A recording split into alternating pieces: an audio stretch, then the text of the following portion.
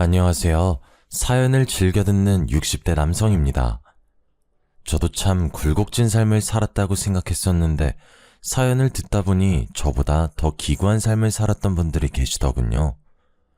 혼자서 인생의 무거운 짐을 짊어진다는 것이 얼마나 힘든 일인 줄 알기에 저도 모르게 그만 눈물을 흘리곤 했답니다. 저 또한 가장 중요한 순간 작은 선택 하나로 삶의 끝자락까지 밀려난 적이 있는데요. 거친 바늘길을 걸어오며 느낀 것은 순간의 작은 행동 하나가 인생을 통째로 바꿀 수도 있다는 거였네요. 저는 태어날 때부터 참 불행한 아이였습니다. 7남매 중 장남이긴 했지만 부모님께서는 저에게 어떠한 애정도 관심도 주지 않으셨거든요. 제 기억 속 어머니께서는 한 번도 저를 제대로 안아주지 않으셨는데요. 그 이유가 참 기가 막히더군요. 아버지께서 저의 이름 단자를 받으러 간 날 무당은 제가 평생 재수없는 아이라고 했기 때문이었습니다. 고작 그런 이유로 자신이 배 아파 낳은 아이를 냉대하다니 저는 이해할 수 없었고요. 부모님은 제가 공부를 못하는 것도 유난히 마른 것도 다 재수가 없기 때문이라고 말하셨죠. 하지만 제가 부모님께 이런 냉대를 받았다고 동생들을 미워하거나 학대한 것은 아니었어요. 동생들은 그래도 형이고 오빠라고 저를 살뜰히 챙겨주었거든요. 동생들은 아궁이에서 고구마를 구울 때면 어머니 몰래 저에게 고구마를 가져다 주고 소학교에서 빵을 받아올 때면 반을 나눠주었습니다. 못난 장남이었지만 저를 생각해주는 동생들 덕분에 저는 부모님의 모진 말들을 견딜 수 있었네요.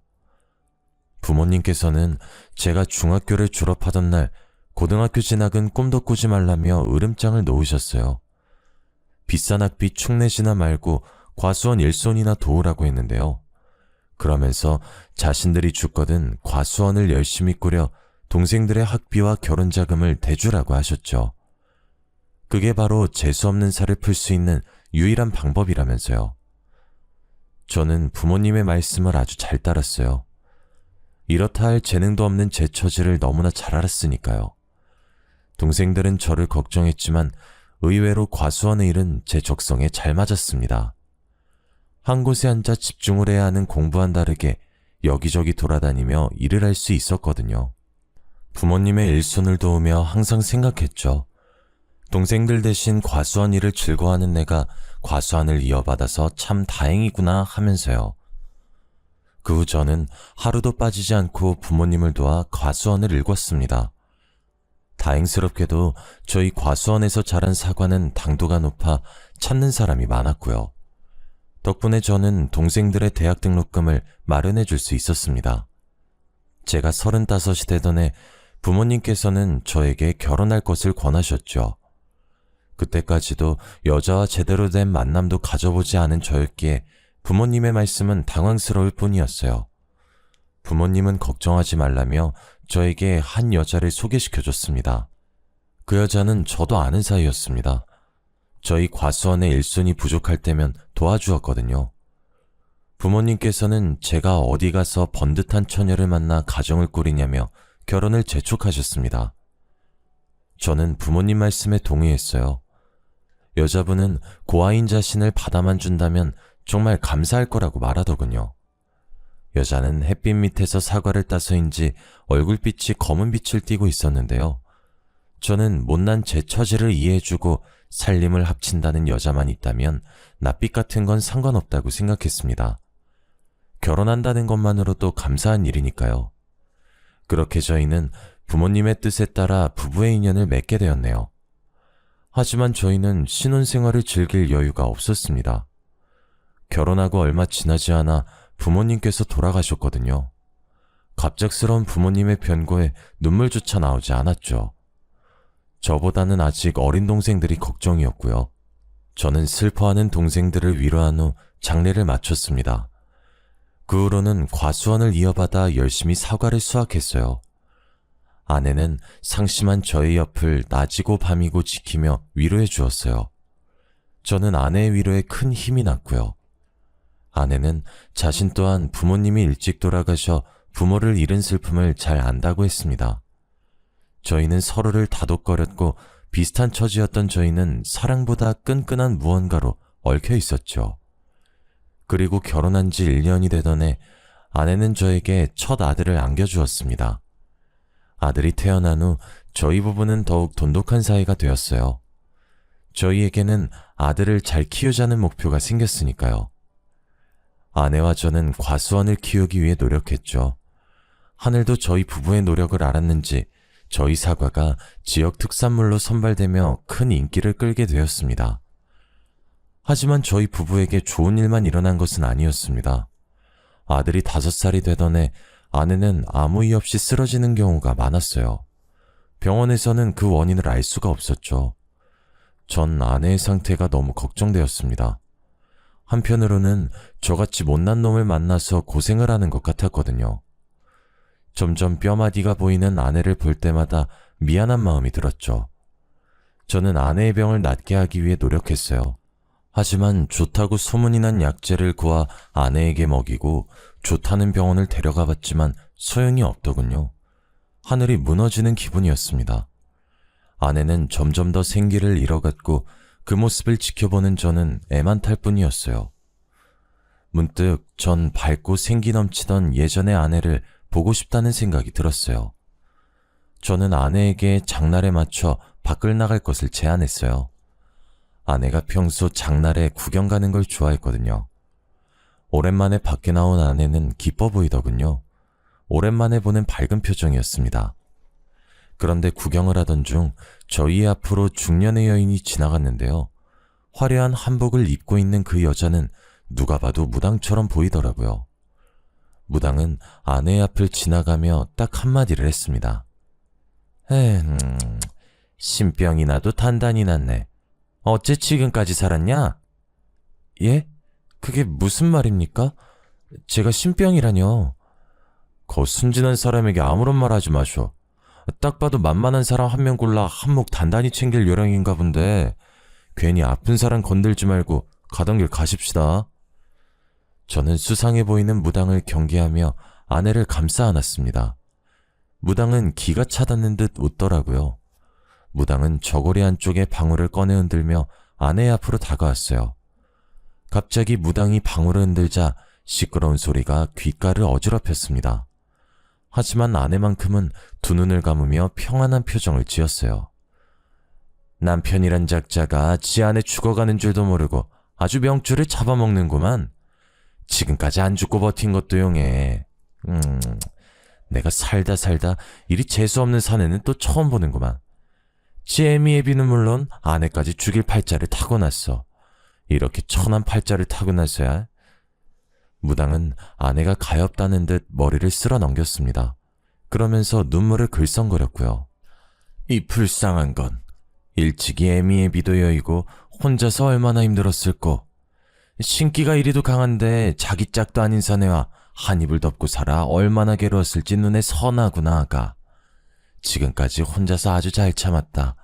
이제는 내가 널 살려주마. 예, 제발 그렇게 해주세요. 이대로 가다간 정말 죽게 생겼어요.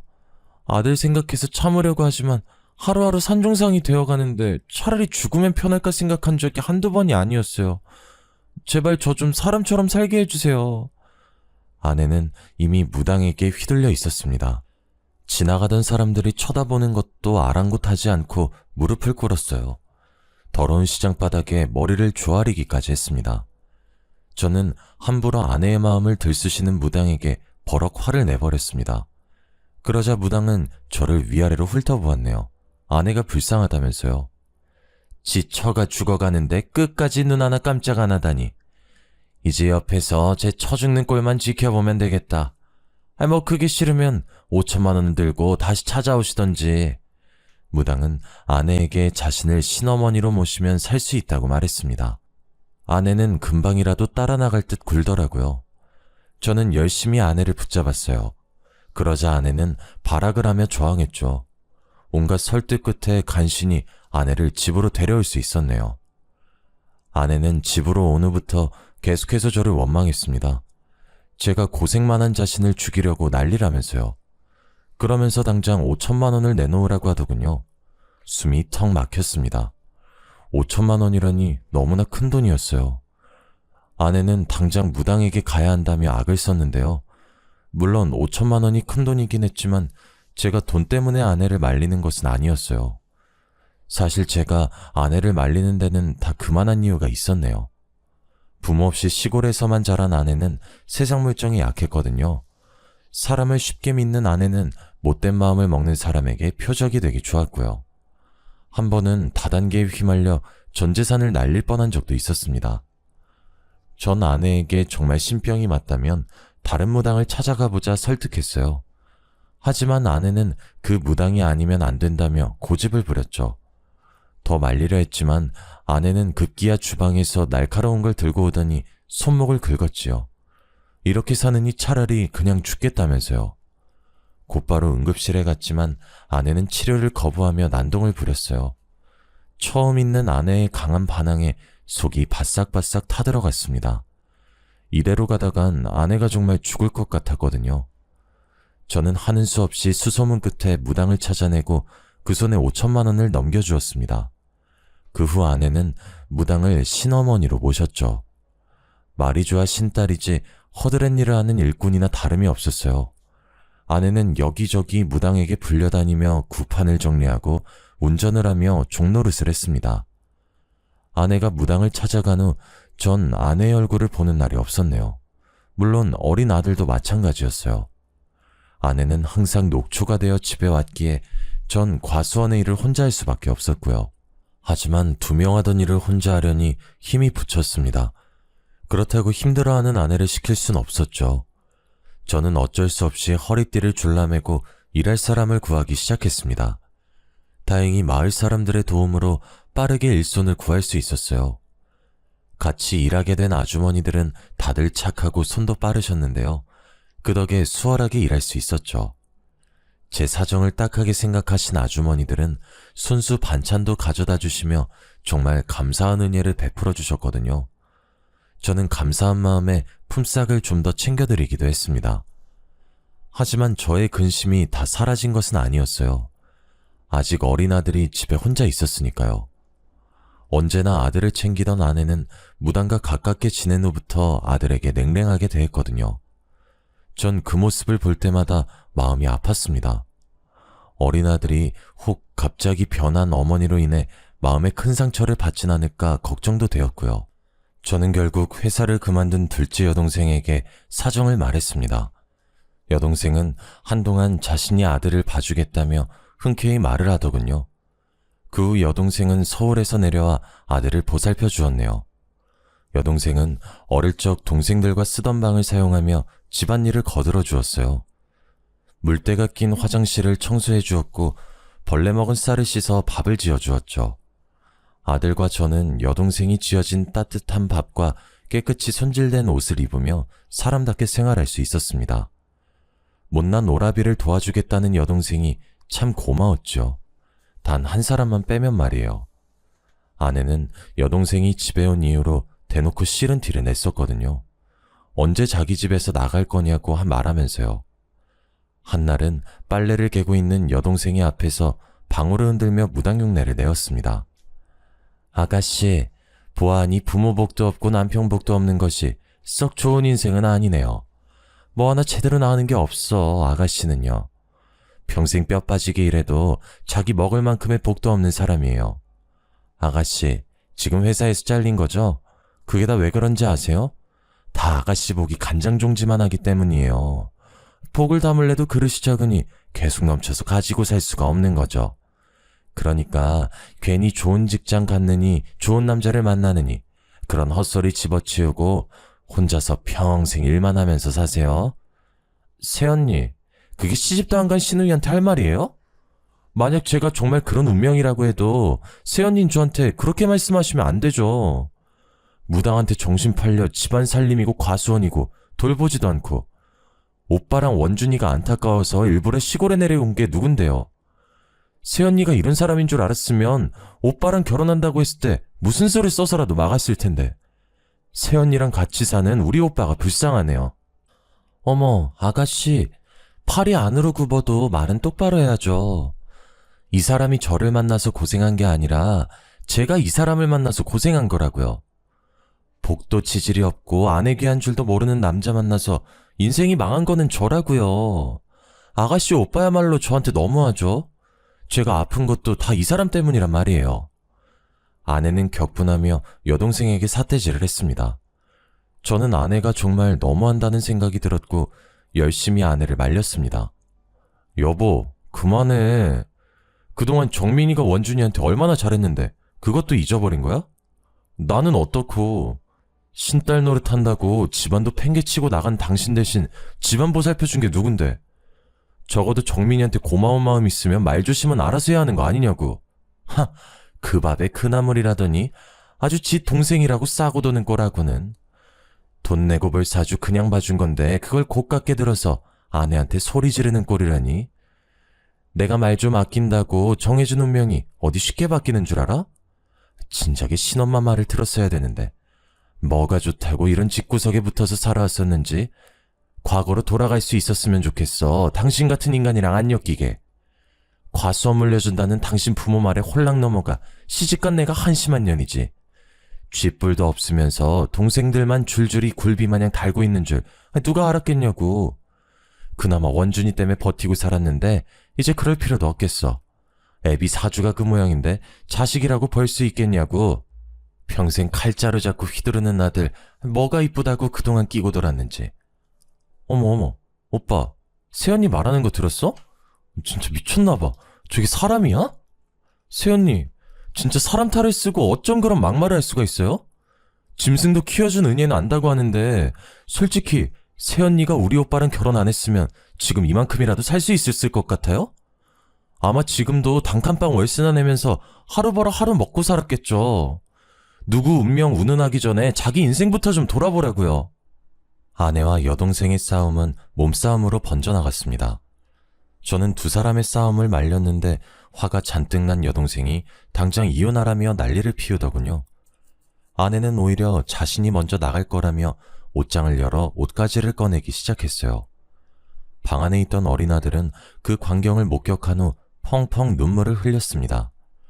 전 어린 아들을 보며 아내에게 무릎을 꿇었네요. 어린 아들에게는 엄마가 필요하니까요. 여동생은 경악하며 지금이라도 이혼하라며 난리였지만 저는 끝까지 앉아 아내에게 싹싹 빌었습니다. 그러자 아내는 재수없는 여동생을 내보내면 생각해보겠다고 하더군요. 저는 어쩔 수 없이 여동생에게 미안하다 사과하며 다시 서울로 올라가라고 말했어요. 그러자 여동생은 저더러 바보라고 말하면서 정신 나간 여자가 뭐가 좋다고 감싸냐고 했네요. 저는 그런 여동생에게 미안하다고 말하면서 돈 봉투를 내밀었죠. 그동안 고마웠다면서요. 그 후 저는 전보다 훨씬 바빠졌습니다. 여동생이 도와주던 집안일을 제가 도맡아 했거든요. 안에서는 집안일, 바깥에서는 과수원 일을 하니 몸이 나만하질 않았어요. 베개에 머리만 대면 자는 수준이었으니까요. 하지만 그럴 때마다 힘이 된 것은 아들의 미소였습니다. 아들은 유치원에 갔다 올 때면 퇴근한 저를 앉혀놓고 자신이 배운 한글을 읽어내렸거든요. 아들은 저와 다르게 참 총명한 아이였죠. 유치원에서 배운 것만으로도 한글을 깨우치고 숫자 놀이를 했으니까요. 저는 아들을 보며 공부머리가 저를 닮지 않아 참 다행이라고 생각했습니다. 아내는 아들이 칼이나 휘두를 천한팔자라고 했지만 전 상관없었어요. 저와 다르게 똑똑한 머리를 가진 아들은 무슨 일이든 잘할 거라고 장담할 수 있었으니까요. 저는 아들이 무슨 결정을 내리건 행복하게만 살 수 있다면 상관없다고 생각했네요. 한편 아내는 무당을 따라다니며 딴 사람이 되어갔어요. 신혼 초에 보이던 수수한 모습은 온데간데 없어져 버렸고요. 화장이라고는 모르던 아내는 어느새 얼굴 전체를 화장으로 떡칠하고 다녔습니다. 검었던 얼굴은 허여멀겋게 분칠을 하면서요. 그뿐만이 아니었습니다. 평소 소심한 성격으로 동네 사람들에게 말도 못 걸던 아내는 마을을 휘젓고 다니며 마을 사람들에게 행패를 부렸죠. 나이가 많이 드신 어르신께는 살 날이 얼마 안 남았다며 말을 했고 자식이 타지에 나가 있는 분들께는 자식 복이 없다며 악담을 했습니다. 좋은 일이면 모르겠지만 아내는 항상 남들에게 안 좋은 점만을 말하면서 다녔습니다. 마을에서 아내에 대한 인식은 날이 갈수록 나빠만 졌어요. 저만 보면 아내가 이상해졌다며 한마디씩 거들 정도로 말이에요. 고심 끝에 저는 아내에게 조심스럽게 이야기를 꺼냈습니다. 당신 신엄마 따라다니면서 배우는 건 좋지만 마을 사람들한테는 그냥 아무 말 하지 마. 생각해봐. 세상에 자기 빨리 죽고 복 없다는 걸 듣고 싶어하는 사람이 어디 있겠어? 만약 보인다면 그저 그러려니 하면서 넘어가. 우리 앞으로도 계속 이 마을에서 살 텐데 마을 사람들이랑 잘못 얽혀서 좋을 게 없잖아. 안 그래? 당신 설마 내가 사기라도 친다는 거야? 그렇게 보이고 그렇게 입 밖으로 튀어나오는 걸 나더러 어쩌라고. 그리고 자기들 팔자 안 좋은 게 내 탓이야? 지들이 그렇게 타고난 걸 가지고 뭐 어쩌라고. 나보고 억지로 거짓말이라도 하면서 노인네들 비위라도 맞추는 거야 뭐야? 내가 이러려고 신엄마 밑에서 신딸 노릇하면서 고생하는 줄 알아? 그런 말이 아니잖아. 원준이 생각해서라도 조금만 참을 수 없겠어? 내가 당신한테 많은 걸 바라는 게 아니잖아. 무당한테 가서 신딸 노릇을 해도 좋고 집안 살림을 안 해도 좋아. 그냥 제발 예전처럼, 아니 예전에 반만큼이라도 언행을 조심해줘. 내가 왜 예전처럼 행동해야 되는데? 전처럼 살 바엔 그냥 혀 깨물고 죽는 게 나아. 당신한텐 아무 말도 못하고 그저 시키는 대로만 행동했던 예전의 내가 좋겠지만 난 아니야. 당신이 팔자만 좋았어봐 내가 이렇게까지 됐나. 이제야 확신이 섰어. 내가 있을 곳은 여기가 아니야. 저는 아내의 말에 깜짝 놀랐습니다. 아내는 곧 떠날 사람처럼 마음을 정리한 것 같았거든요. 저는 당황하면서 그게 무슨 말이냐고 물었어요. 그러자 아내는 되려 저를 손가락질하며 이렇게 말하더군요. 더 이상은 말년에 쪽박차게 생긴 당신이랑 같이 못 살겠다고. 조금이라도 젊을 때 떠나는 게 맞아. 당신이랑 같이 있으면 늙음하게 쪽박찬 당신 옆에서 비닐 천막보다도 못한 집에서 개고생할 테니까. 난 그러기 싫어. 어려서 부모 잃고 한평생 고생만 하다 살았어. 그런데 늙어서까지 당신 옆에서 눈 감을 때까지 고생만 하라고? 그렇게는 못 살지. 아니, 안 살 거야. 저에게 소리친 아내는 곧장 집을 나갔습니다. 당황한 저는 아내의 뒤를 따라갔어요. 곧바로 아내의 뒤를 밟았지만 날이 어두워서인지 아내의 행적을 찾을 수가 없었어요. 저는 그런 아내가 걱정돼 계속해서 마을을 돌아다니면서 아내를 찾았죠. 하지만 땀방울이 등을 적시고 종아리가 터질 것처럼 아파왔지만 아내는 찾을 수 없었습니다. 아내에게 바로 전화를 하려 했지만 주머니를 뒤져보니 핸드폰이 없더라고요. 빠르게 집으로 달려가 아내에게 전화를 걸었습니다. 전화를 20통 넘게 걸고 문자를 수백 통이 넘게 보냈지만 아내에게는 아무런 소식도 없었어요. 제 걱정스러운 마음은 이루 말할 수가 없을 정도였죠. 아내의 빈자리를 눈치채서인지 아들 또한 아내를 찾기 시작하더군요. 그날 전 뜬 눈으로 밤을 지새우며 아내를 기다렸습니다. 아침이 밝아오고 전 집에서 아내를 기다리고 싶은 마음이 굴뚝 같았어요. 그렇지만 사과를 수확해야 하는 시기이기에 그럴 수가 없었죠. 저는 혹시나 아내가 돌아올까 하는 마음에 쪽지 하나를 남겨둔 채 과수원으로 떠났습니다. 하지만 집으로 돌아와 보니 저를 반기는 것은 빈 통장과 어지럽혀진 집뿐이었습니다. 아내는 피같이 모은 전 재산을 가지고 혼자서 도망친 것이었어요. 아내가 무당을 만난 후 이상해졌지만 그럼에도 아내를 믿어줬는데 그래서인지 아내에 대한 배신감은 너무나 컸습니다. 멀쩡한 살이 찢어지는 것처럼 정말 처절한 기분이었어요. 심지어 쪽잠을 청할 때 아내는 제 꿈까지 불쑥불쑥 튀어나와 재산을 가로채며 도망갔죠. 도망가는 아내를 잡으려고 했지만 소용없었습니다. 발바닥이 바닥에 붙은 듯 움직이지 않았거든요. 그렇게 아내를 잃은 저는 한동안 망연자실한 시간을 보냈네요. 폐인처럼 살던 저를 일으켜 세워준 것은 아들이었습니다.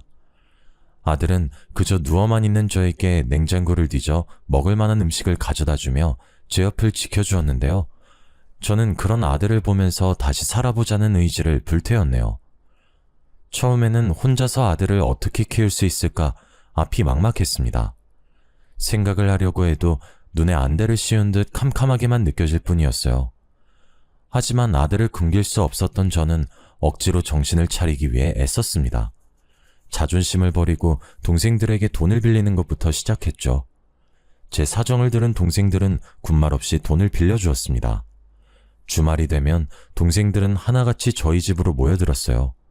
여동생들은 반찬을 가져오며 살림살이를 채워줬습니다. 남동생들은 과수원에 모여들어 저의 일손을 도와주었고요. 그렇게 저는 동생들의 도움으로 천천히 자리를 잡을 수 있었습니다. 제 마음 한구석 깊이 상처를 준 아내 또한 차츰차츰 잊어가게 되었죠. 제가 과수원을 돌보는 사이 아들은 말썽 한번 부리지 않고 커갔어요. 엄마의 빈자리가 그리울 만도 한데 못난 아비를 생각해서인지 힘든 기색 한번 보이질 않는 아들의 모습은 참 짠할 정도였습니다. 그럼에도 아들은 늘 스스로 노력해 매번 전교 1등 성적표를 쥐어주면서 절 기쁘게 해주었네요. 아내는 아들이 칼이나 잡을 천한팔자라고 말했지만 저는 상관없었습니다. 가장 힘든 순간 힘이 되어준 아들은 세상에서 가장 소중한 보물이었으니까요. 하나밖에 없는 소중한 아들은 제 삶의 유일한 희망이자 삶의 이유였죠. 저는 아들을 생각하며 더 이를 악물고 일을 했어요. 결국 전 농약 없이 당도 높은 사과를 만들어냈고 저희 과수원 사과는 입소문을 타고 점점 유명해졌습니다. 그러던 중 대기업 소속 식품회사에 다니던 동생은 저희 과수원의 사과로 사과 주스를 만들자고 사업을 제안했어요. 농약 없이 당도 높은 사과로 주스를 만든다면 대박이 날 거라면서요. 처음에는 동생의 제안을 거절하려 했지만 동생은 이렇게 말하더군요. 평생 시골 과수원에서 썩느니 한번 도전해보는 게 어떠냐고요. 결국 저는 새로운 것에 도전하기로 마음을 먹었습니다. 제안을 받아들인 저는 동생과 함께 과수원 옆 작은 공간을 빌려 사과 주스를 만들기 위해 노력했어요. 수차례의 실패와 좌절 끝에 저는 동생과 함께 사과 주스를 출시했네요. 결과는 그야말로 대박을 쳤습니다. 특히 어린아이들을 기르는 엄마들 사이에서 인기가 좋았어요. 농약을 넣지 않아 어린아이들이 먹기 좋다고 소문이 났거든요. 그 후 저는 동생과 함께 사업을 시작했습니다. 그리고 처음으로 이사를 결심했죠. 아들에게 더 나은 교육 환경을 제공하고 싶은 마음 때문이었어요. 제 바람대로 이사를 온 후 저는 처음으로 아들을 입시학원에 보내주었습니다. 원래 머리가 좋던 아들은 학원 아이들을 금방 따라잡더군요.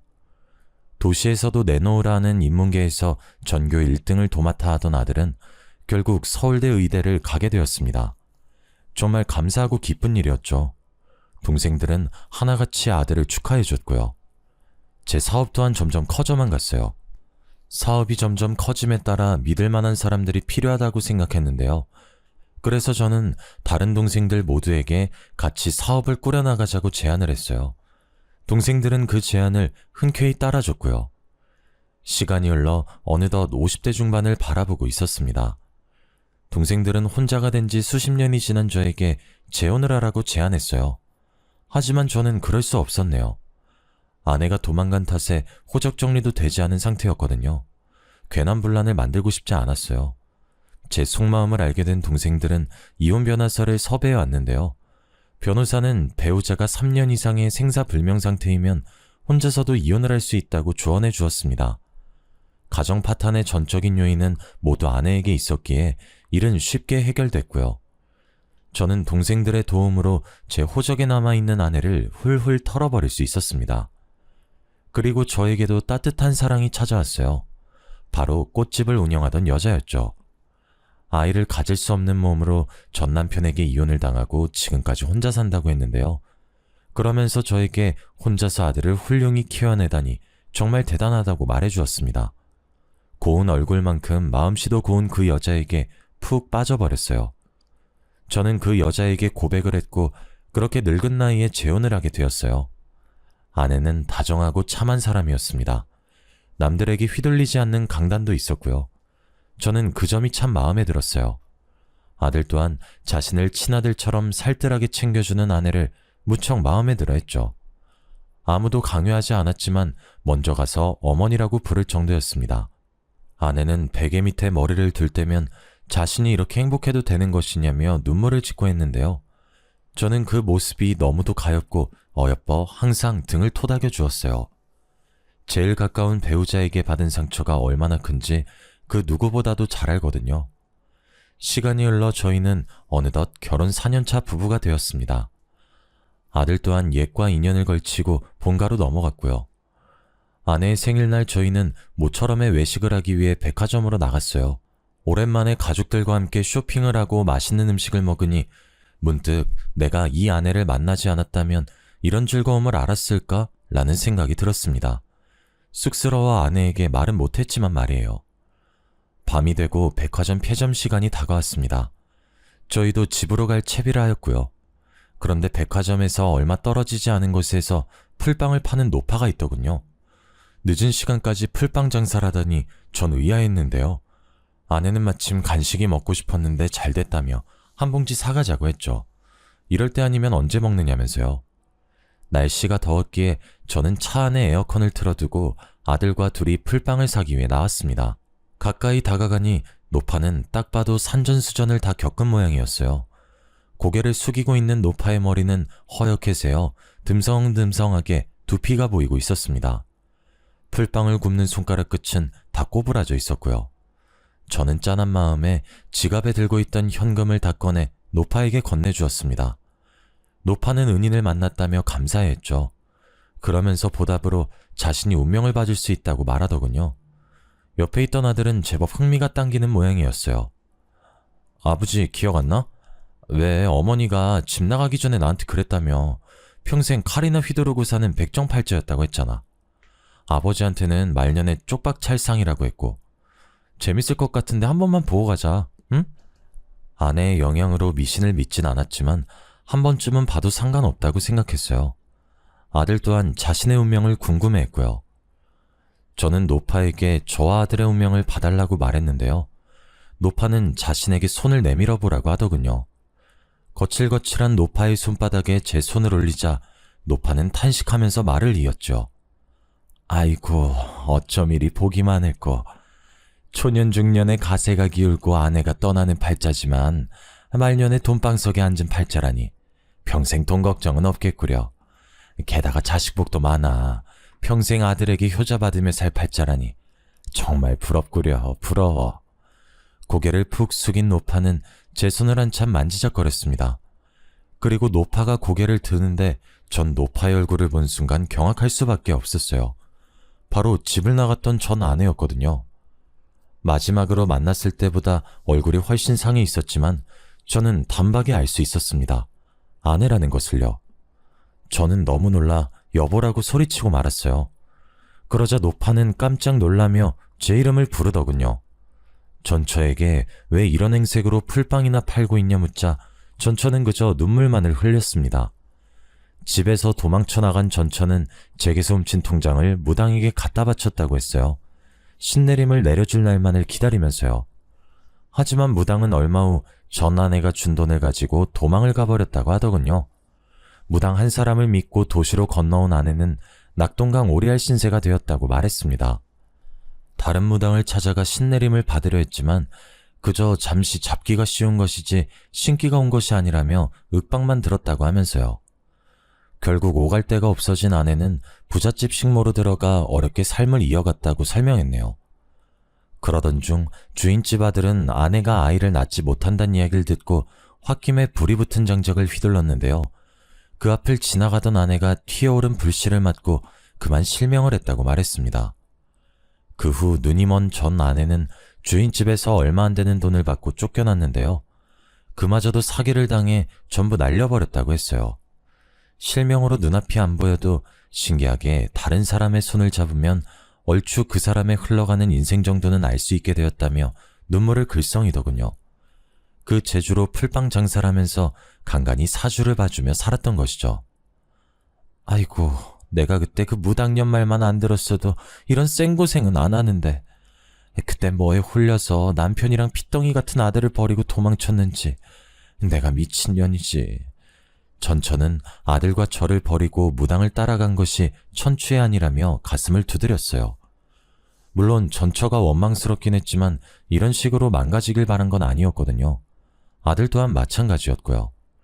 전처는 때가 꼬질꼬질하게 낀 티셔츠로 눈가를 닦더니 그래도 다행이라며 한박 웃음을 지었죠. 그래도 늙음하게 부자 남편이랑 의사 아들을 만나다니. 내가 말년에 두 사람 만나려고 지금까지 생고생하면서 이리저리 발벗고 뛰어다녔나 보네. 당신도 내가 얼마나 그리웠겠어. 나도 당신한테 받은 상처 같은 거는 다 잊을 테니 당신도 다 잊고 우리 다시 새 출발하는 기분으로 살자고요. 아들, 그동안 엄마 없어서 많이 보고 싶었지? 어디 이리 가까이 좀 와봐. 애미가 눈이 멀어서 아들 얼굴도 못 보니 만져보기라도 하자꾸나. 우리 아들이 칼 잡는 팔자를 타고났다 무당년이 짓거렸었는데 의사가 되었을 줄이야. 내가 꿈에도 생각을 못했네. 호강은 무슨 호강이에요? 아빠 재혼한 지가 언젠데. 뭐? 그게 무슨 말이야? 네 아빠가 재혼을 했다니. 아니, 내가 이렇게 멀쩡하게 살아있는데 누가 재혼을 한다는 거야? 당신 설마 나 없다고 빈집에 딴 여자라도 얹히고 살았던 거야? 당신 마누라는 거지처럼 여기저기 떠돌아다니면서 손가락 꼬부라지도록 일만 하면서 살았는데 당신이 나한테 어떻게 그럴 수가 있어? 그래도 명색에 내가 아는데 끝까지 기다렸어야지. 그럼 아빠는 도망간 마누라 죽었는지 살았는지도 모르는데 그냥 기다리면서 평생 혼자 지내야 된단 말씀이에요? 먼저 남편하고 아들 버리고 간 게 누군데 이러세요. 저희 아빠가 왜 그런 호의를 베풀어야죠? 저요, 이날 이때까지 살면서 엄마한테 밥 얻어먹은 일이 기억이 손에 꼽아요. 제 기억 속에 엄마는 맨날 무당집에 불려나가고 집에서는 저한테 칼 휘두르는 백정팔자라면서 학대했던 것밖에 없다고요. 말년에 고생하기 싫다면서 우리 버리고 갈 땐 언제고 이제 와서 아빠가 벌어놓은 돈으로 호강하면서 살겠다고요? 절대 안 될 말이죠. 원준이 말이 맞아. 먼저 우릴 버린 건 당신이잖아. 당신 나가고 우리가 얼마나 힘들게 살았는 줄 알아? 혹시라도 도망 나갔던 당신이 우리 생각나 돌아올까 몇십 년 동안 이사도 안 가고 그 시골집에서 기다렸어. 나는 꿈에서도 도망가는 당신 붙잡으려고 안간힘을 썼고 근데 다 부질없는 짓이더라. 당신은 끝까지 안 왔거든. 원준이랑 내 마음속에 당신은 이미 죽은 존재야. 당신이 사람답게 살게 돕긴 하겠지만 이전처럼 우리 세 식구 같이 사는 일은 없어. 제 말에 전처는 땅을 치면서 후회하는 듯 했어요. 자신의 인생이 너무 한탄스럽다면서요. 그리고 뒤이어 아내가 차에서 나오더군요. 오랫동안 오지 않은 저희가 걱정되었던 모양이었죠. 아내는 전처를 보더니 깜짝 놀라며 김씨네에서 일하던 식모가 맞냐고 물었어요. 세상에, 여기서 만날 줄이야. 나 기억 안 나요? 왜, 나랑 같이 살았었잖아요, 김씨네에서. 나 그 집 며느리였는데. 그때 내 사주 봐줬던 걸로 기억하는데 맞죠? 나한테 애도 못 낳고 남편한테 소방 맞아서 쫓겨날 팔자라고 했잖아요. 그때는 그 말이 참 기분 나빴는데 지금 생각하니까 맞는 말이었어요. 애 못 낳는다고 쫓겨난 건 사실이니까. 그래도 다행이지 뭐예요. 말년에 이렇게 멋진 남편이랑 든든한 아들까지 생겼으니 말이에요. 생각지도 못한 아내와 전처의 인연에 저희는 말을 잇지 못했습니다. 전처는 하염없이 울기만 했고요. 그런 모습이 불쌍했는지 아내는 자신의 힘이 닿는 데까지 도움을 주고 싶다고 말하더군요. 그 후 전처는 아들의 도움을 받아 대학병원에 갔습니다. 실명한 눈을 되살릴 수 있는지 보려고요. 하지만 검사 결과 전처의 눈은 완전히 실명 상태였어요. 손가락 또한 너무 많이 써서인지 관절염이 이미 진행된 상황이었죠. 전처의 몸은 수십 년의 세월을 증명해주듯 망가질 대로 망가져 있었습니다. 결국 일상생활을 할 수 없었던 전처는 요양원으로만 가야만 했어요. 과거에 저를 버리고 떠나간 전처를 고급 요양원에 보내줬습니다.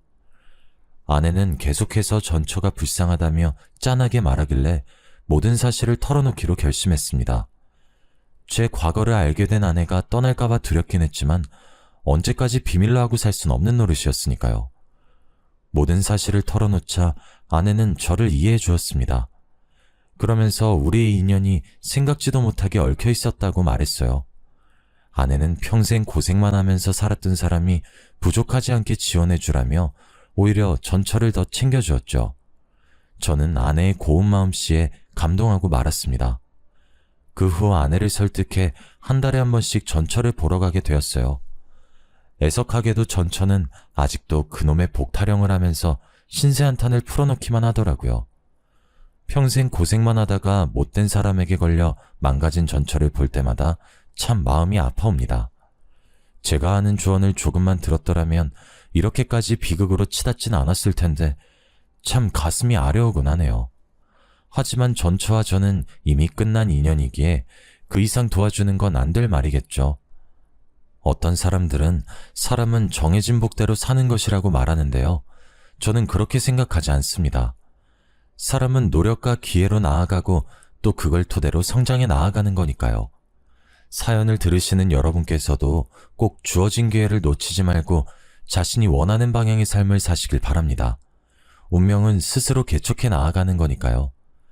길었던 제 사연 들어주셔서 감사합니다.